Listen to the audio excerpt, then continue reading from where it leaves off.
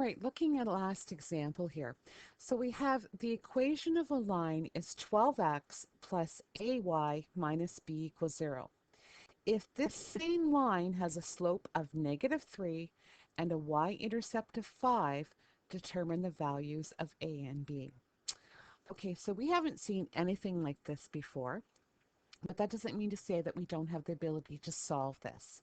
So let's take a look at what we do know. Okay, so they tell us that we have a slope of -3.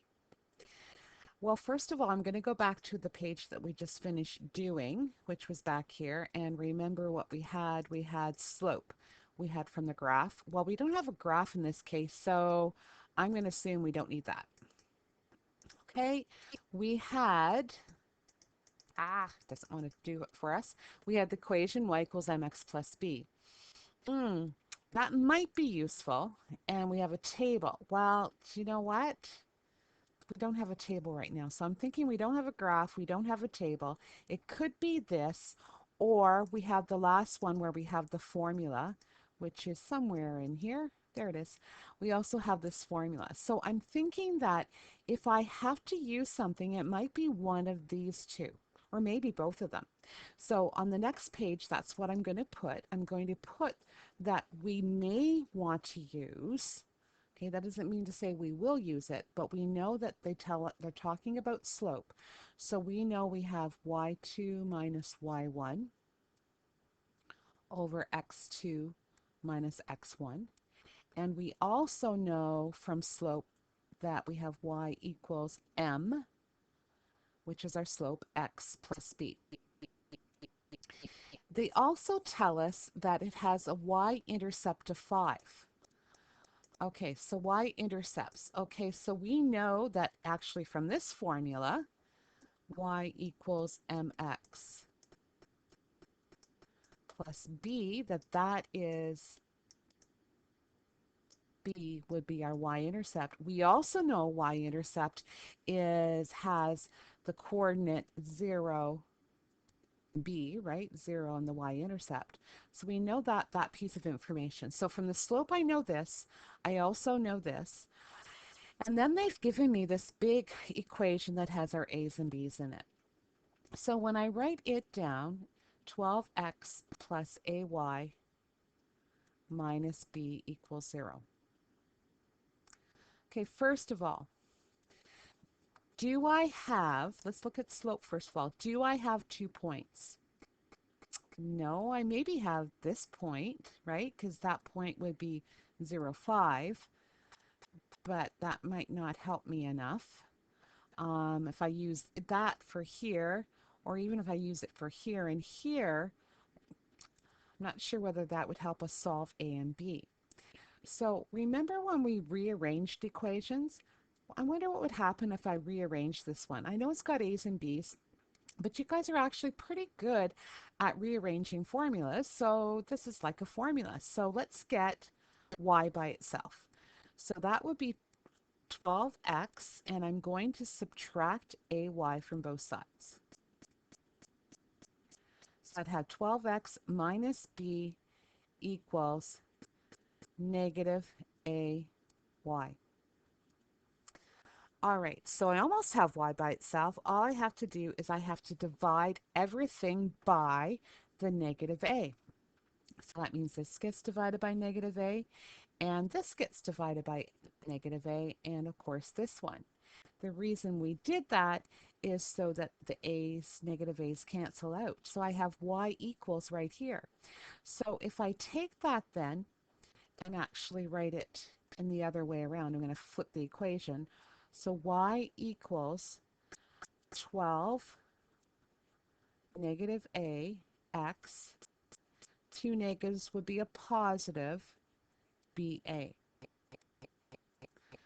Okay, so does that help us? Well, this here is our slope. Remember we said the slope is this.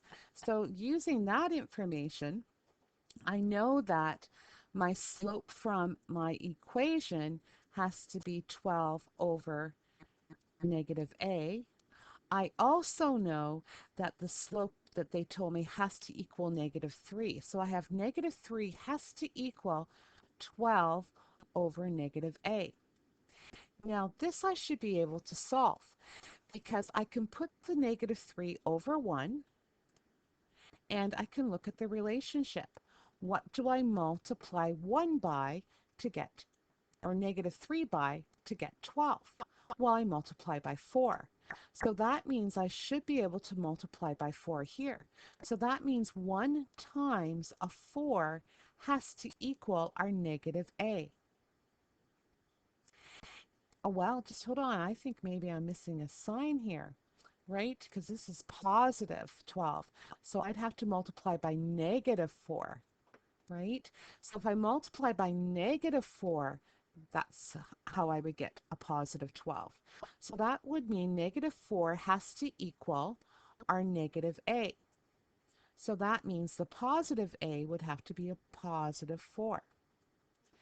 Now that's with me with my -a on the bottom. I could have done the same thing, and I'm just going to do it very quickly just so that you see it works the other way too. What happens if I have -3 over 1 and I had that -12 on the top with a positive a? Will that give me the same thing? Well, what do I multiply by here? Well, I multiply by 4. So that means I would have to take this and multiply by 4. So I would have 1 times 4 equals a. And obviously I would get a equals 4. So it works either way. Okay, whether I have the negative on the bottom or the top from our equation above. And I don't want to stop there, it's just my pen won't go down further. There we go. So we've solved for A, but the question asks for to solve for B as well. Now again, using our equation y equals mx plus b up here, this BA has to equal our y-intercept. Well, our y-intercept, they told us, was 5 in this question. Okay, now I still have two unknowns here, but I really don't because we solved for A already. See, we solved for it. So we can actually go B over 4 has to equal 5, and we'll put it over 1. Okay, so this time, again, how am I going to, what's the relationship between here? What do I multiply probably 1 by to get 4? Well, I multiply 1 by 4 in order to get 4, and that's going in this direction. So that means I would have to multiply my 5 by 4 to get b. So my b would equal the 5 times the 4, which would equal 20. All right, so almost finished here. We should put a therefore statement. Therefore, A is 4 and B is 20. Now, when you first started this question, we didn't quite know exactly where we were going to go, right? We were kind of using what we knew and substituting things in. So we rearranged equations. So that's something we did in the previous unit as well as this unit. We used our different slope formulas and we substituted them what we knew in and found a relationship which was from the very first unit. So you notice that things that we did in our first unit we're using as well as things that we did in the previous unit. Okay, so everything starts to tie in together. Okay, so a few questions for you to work on with the thinking.